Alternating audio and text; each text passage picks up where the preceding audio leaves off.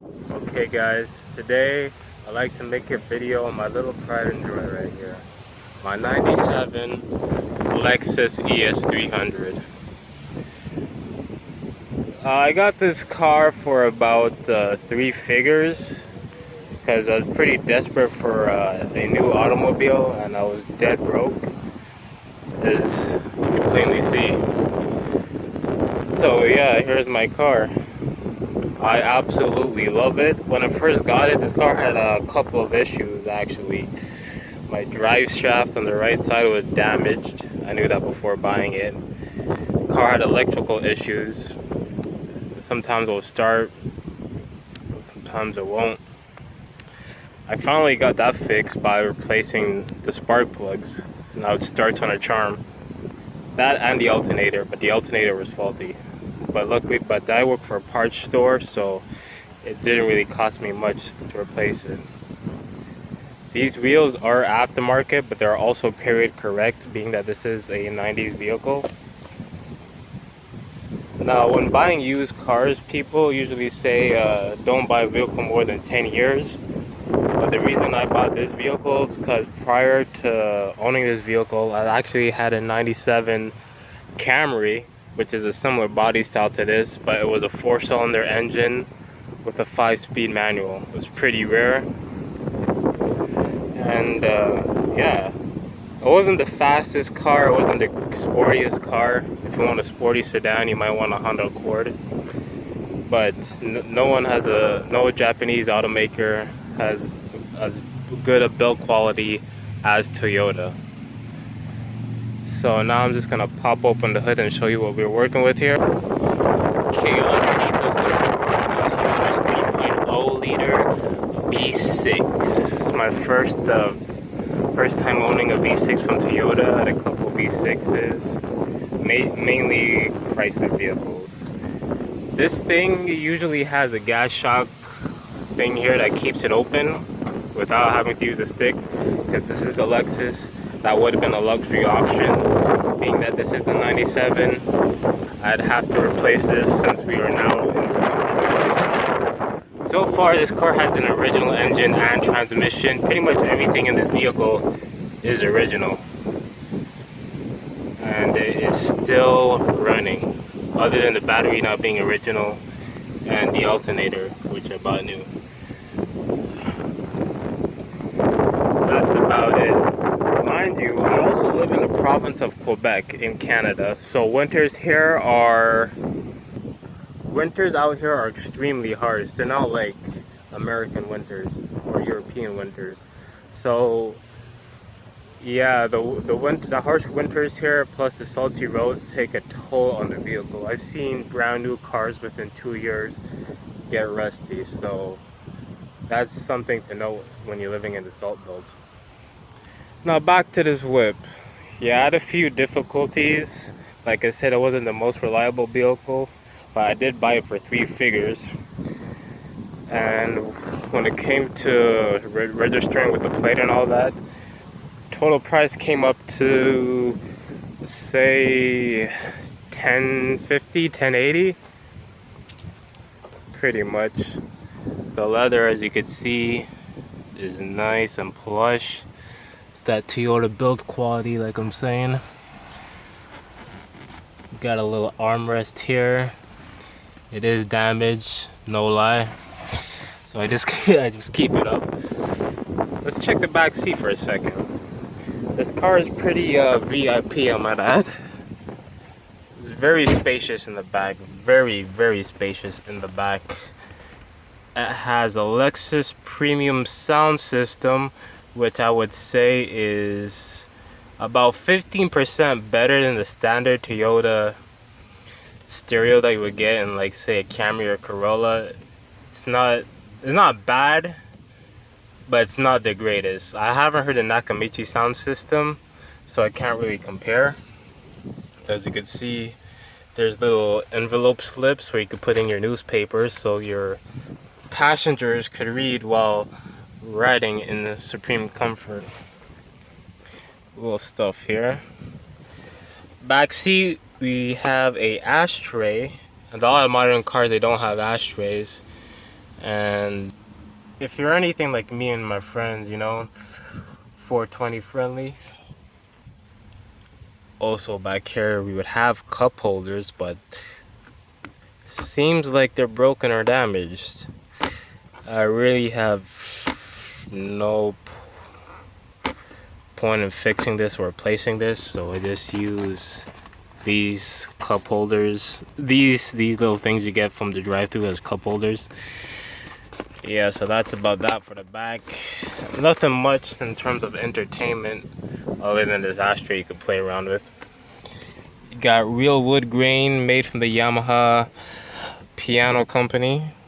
Toyota and Yamaha have a pretty solid partnership. Got a little speaker there and plush leather padding. The thing about owning a vehicle from the 90s compared to a modern vehicle is that the quality of materials is just so much better. Like a lot of modern vehicles is hard plastic everywhere, while here is like, this is like semi-hard and this one is also semi-hard. Whereas in a modern car it'd be like hard plastic everywhere. That's fun and comfortable. Now as we sit into the passenger side, we got a little warning here that we have airbags. Because this is the 90s and not everybody has airbags.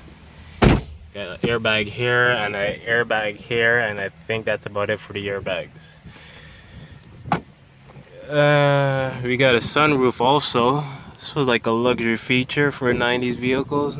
Now I guess you could say it's somewhat standard, as long as these heated seats, not cold seats, just heated.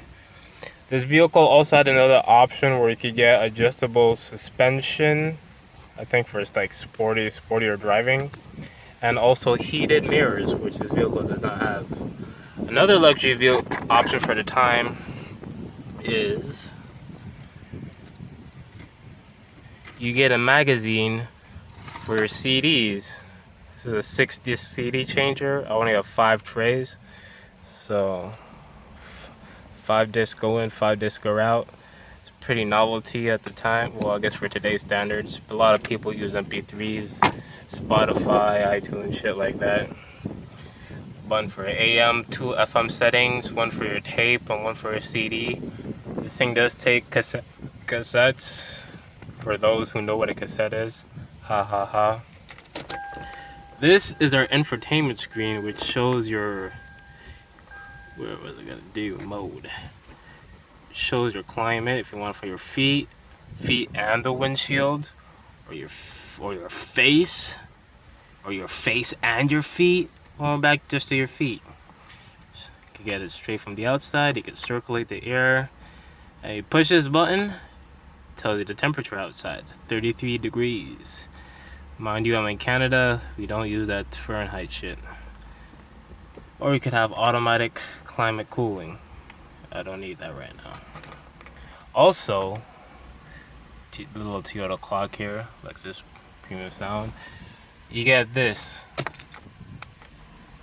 Now I'm in the driver's seat.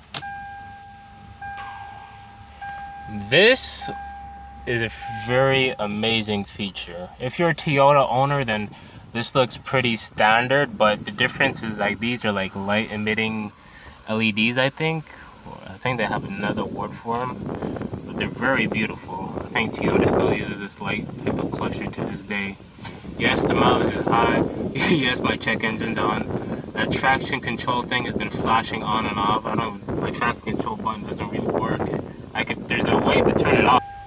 As you can see the button to turn it off, I just press this button, but it doesn't really seem to work all that much. But the car still runs, and I'm not really complaining.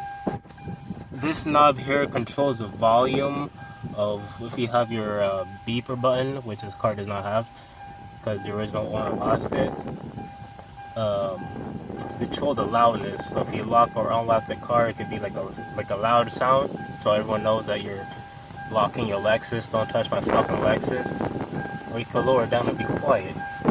Because Lexus owners are pretty tranquil, like to ride other vehicles. This has a foot brake and clearly automatic, so 2 pedals only, no clutch work here.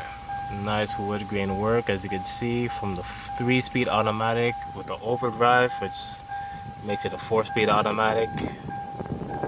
This car has a leather wrapped steering wheel coming from the 97 Camry. This steering wheel feels really great. I love leather wrapped steering wheels. This is genuine leather, not faux leather, like a lot of modern luxury cars give you now. It's really thick and nice, has a nice girth to it. And a nice Lexus logo here. You also got these little lights on both the driver and passenger side, so you can see where you're stepping out at night. Over here you have your driver's side automatic, down, not up.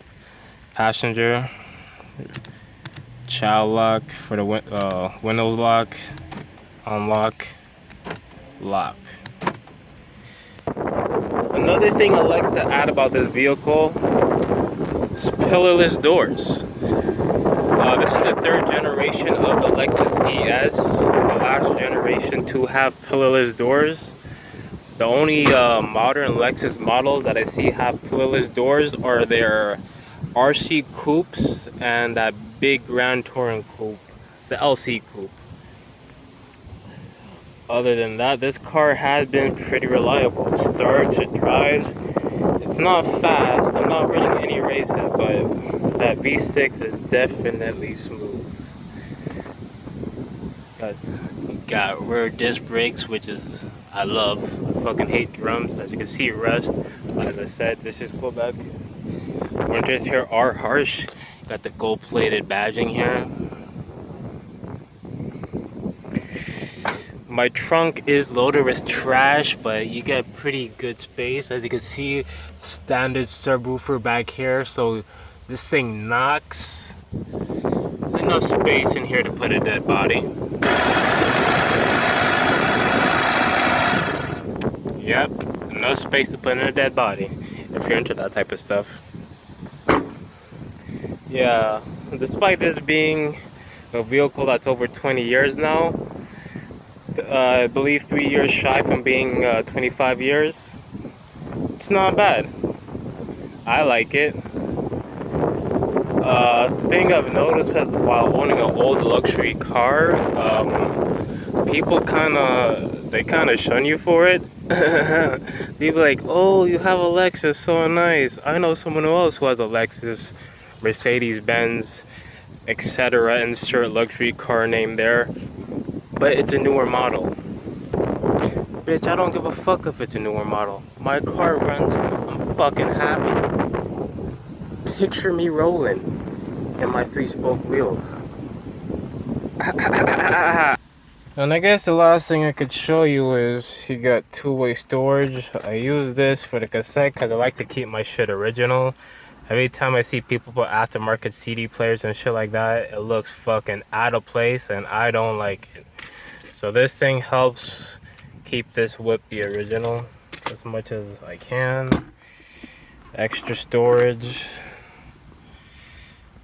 for your perennials.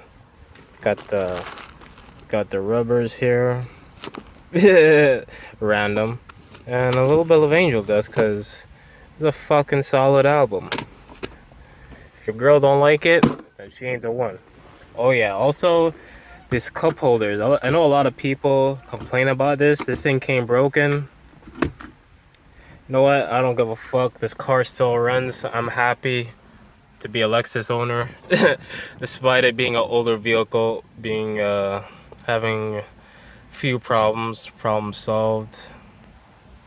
Yeah, so that's my car, and just like to show it out to you, and like it or not, get comment down below. And I think that's about it. I might be posting more videos on this vehicle about the little upkeeps and stuff like that, so if you're interested, I'll be posting more videos on that. Other than that, it's my baby. Hold on, let me just turn the key. Oh yeah, mind you, analog key, Lexus key, laser cut.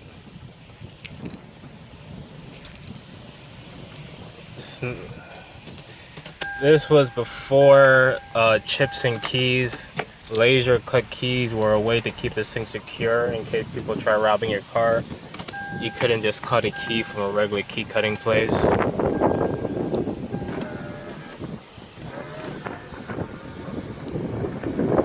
gonna let that breeze in. Sun shining. Had enough of that. This is a one-touch open and close, but it closes halfway. And tilts. So yeah, that's about it for my ride. And if you're a car enthusiast like myself, keep on riding. Even if it's a brand new Mustang or something, or an old rusty Toyota Tercel. Keep on rocking your shit no matter what anyone says or looks down on. Peace.